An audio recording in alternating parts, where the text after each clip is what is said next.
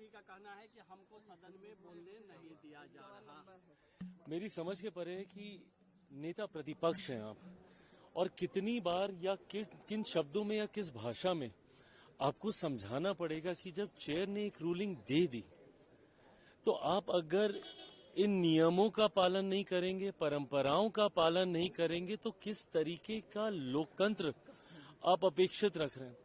आप यहाँ पे सदन के अंदर मर्यादाएं सारी लांघ कर बस अब कुर्सी के ऊपर पैर रखना ही बाकी रह गया था।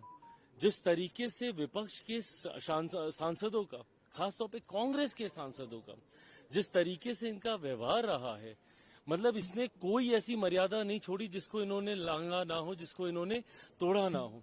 ऐसे में सदन, लोकसभा, राज्यसभा नियमों से चलता है, परंपराओं से चलता है। ऐसे में जब जिस विषय को इन्होंने कल उठाया, उस विषय को लेकर चेयर की तरफ से एक स्पष्ट रूलिंग आई, उसके बावजूद हंगामा करना ये दर्शाता है ना कि भाई आप तो खुद ही नहीं चाहते कि बहस हो। और कांग्रेस, ये आप देखिएगा, एक इन्होंने नियम बना लिया है कि हर सत्र से पहले ये कोई ना कोई बहाना या तो ढूंढ लेते हैं या तैयार कर लेते हैं, और उसके ऊपर सदन को ये बाधित करते हैं। ये लोग चाहते ही नहीं कभी कि सदन काम करे। इनको खुशी मिलती है जब हाउस एडजर्न हो जाता है, इनको खुशी मिलती है जब गतिरोधक होते हैं, और ये रोज कोई ना कोई नया बहाना ढूंढकर ये लोग लाते हैं ताकि इस तरीके का हंगामा हो। क्या कल राहुल जी ने जब अपनी बातों को रख दिया था, आज पुनः उसी बात को दोहराना जरूरी था? क्या राष्ट्रपति जी के अभिभाषण में या देश से जुड़ी हुई और कोई उनको समस्या ऐसी नहीं लगी जिसको विपक्ष के द्वारा वो अंकित करना चाहें? पर नहीं करेंगे वो। क्यों? क्योंकि उनको पता है कि सरकार को घेरने का उनके पास कोई विषय है ही नहीं, विपक्ष के पास कोई मुद्दा नहीं है, कोई एजेंडा नहीं है। तो ऐसे में मनगढ़ंत बातों को सामने लाकर उसके ऊपर हंगामा खड़ा करना, ये एकमात्र लक्ष्य, उद्देश्य विपक्ष का रहा है। पर आप हंगामा कीजिए, पर कम से कम मर्यादाओं को इतना ना गिराएं कि सदन की परंपरा पूरी तरीके से खत्म हो जाए। कुर्सी तक आना, टेबल पर चढ़ गए, कुर्सी तक पहुंच गए आप, ये अशोभनीय है, निंदनीय है। 2 दिन से लगातार इस तरीके का माहौल है सदन में, कल पीएम को भी बोलना है।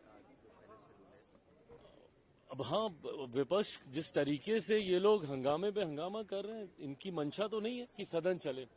पर ऐसे में ये मैं मानता हूं राष्ट्रपति जी का अभिभाषण ये एक ऐसा समय है चर्चा का जिसमें आप सत्ता पक्ष विपक्ष दोनों को मजबूत मौके मिलते हैं अपनी बातों को रखने का। विपक्ष के पास ये पूरा मौका था अपनी बातों को रखने का। वो देश से जुड़े हुए किसी भी विषय पर वो अपनी बात रख सकते थे।